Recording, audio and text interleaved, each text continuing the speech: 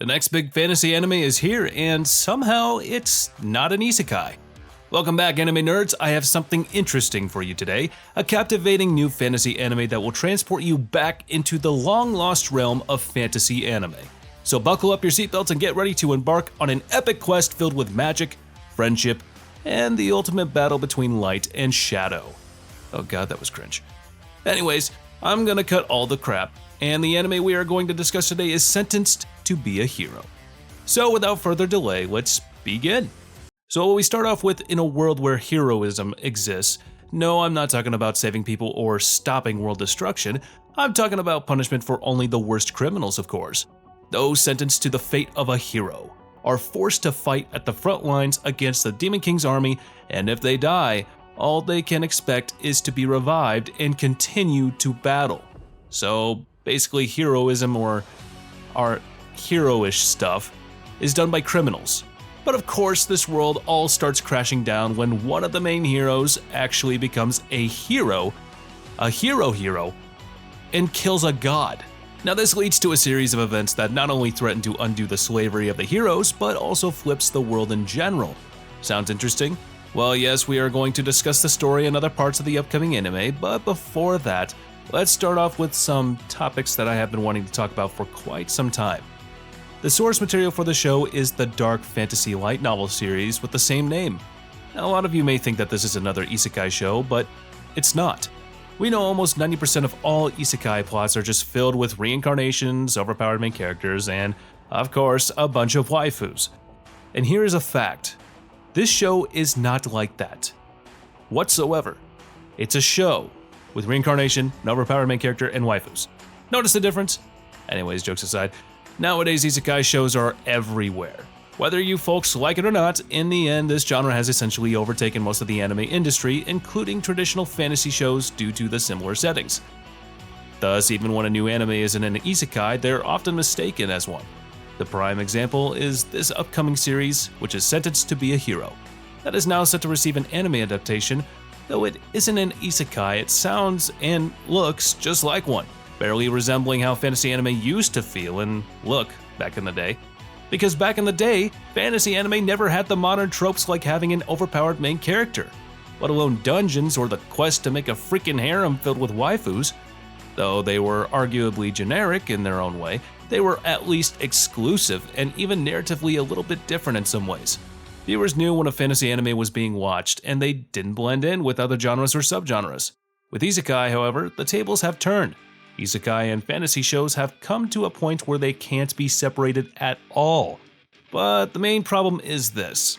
No one freaking knows what an actual isekai is anymore. For instance, the popular series Sword Art Online is not always considered an isekai since the main characters are simply sent to another world instead of dying and reincarnating into one. However, Sword Art Online and its spin-offs are largely considered to still be isekai. So it's no surprise that so many anime nowadays are considered isekai. It's just a goddamn lottery at this point. A few years from now, someone might tag Attack on Titan and Jujutsu Kaisen as isekais. And whether you find it fortunate or not, Sentenced to be a Hero is basically another random isekai on paper. The way its fantasy world is handled makes it seem like the kind of environment isekai protagonists might be transported to. This extends to the character designs, and the world blending looking the same as the thousands of isekai titles already out there. Even the name of the frickin' series is like an isekai. All this basically shows how much isekai has overtaken that genre. But as for this show, it's more like a dish that only smells like an isekai, but tastes completely different. Sentenced to be a Hero may feel like a million isekai anime that already exist, but the fact that it isn't an isekai is a step in the right direction. By using the so-called smell of being an isekai, the series and its upcoming anime adaptation could bring back more old-school fantasy. If you think this is something new, it's not. Dr. Stone did something similar in how it was a modern shonen series that wasn't focused on action and battles. Even without these elements present in the story, it was a very popular series in both manga and anime form. The Danmachi series falls into this category as well. Now, another thing is that it would seem that companies are jumping on every franchise that could potentially be an isekai hit, with the series being no different from these bandwagon picks, but fans crave some sort of narrative diversity in major genres, and with cliché isekai becoming the most prevalent genre of all, there definitely needs to be a revolution in the fantasy genre. Hopefully, Sentenced to be a Hero can do that by leading the way for non-isekai fantasy anime franchises to become as much of a potential cash cow like Sword Art Online, That Time I Got Reincarnated as a Slime, and of course some others, which causes creators in any other genre to have to really flex their writing muscles just to stand out. For the time being, however, those craving for a fantasy anime series devoid of recent tropes and looking up to the series will likely be disappointed. So moving to the story of the show, as I mentioned before, it may look like a ripoff of shows like Hell's Paradise, and to be frank, it is. Most shows take the approach of villains being forced to act like heroes, and feature a unique mix of powers more varied than Sung Jin-woo's abilities. The series' success rests mainly with its characters. The main character is a well-constructed protagonist built off a strong morality. No, he doesn't go on rallies announcing that he has no enemies like Thorfinn, nor does he try to throw hands with every other dude he sees like Eren. But out of the various criminals turned heroes, he is the only one who is a political prisoner, sentenced to cover up a conspiracy surrounding the Holy Knights. Wait, the who? Now if I say any more, you're basically gonna know the whole plot of the upcoming first season. Anywho, the other main character we got is a goddess who is bound to the main character through a mishap during battle. And the most important thing is that her inclusion does not seem to be tied to potential romance or fan service, which is a freaking unicorn in the fantasy genre. So that's a happy little bonus point the show gets, but I wonder how long that point will last. Then we get to the side characters of the story who are basically a bunch of idiot criminals who are somehow equally important. They offer some intriguing subplots to the show, including adding depth to the main character, as well as the story itself. Beyond the exceptional character crafting, this show excels in delivering engaging fights.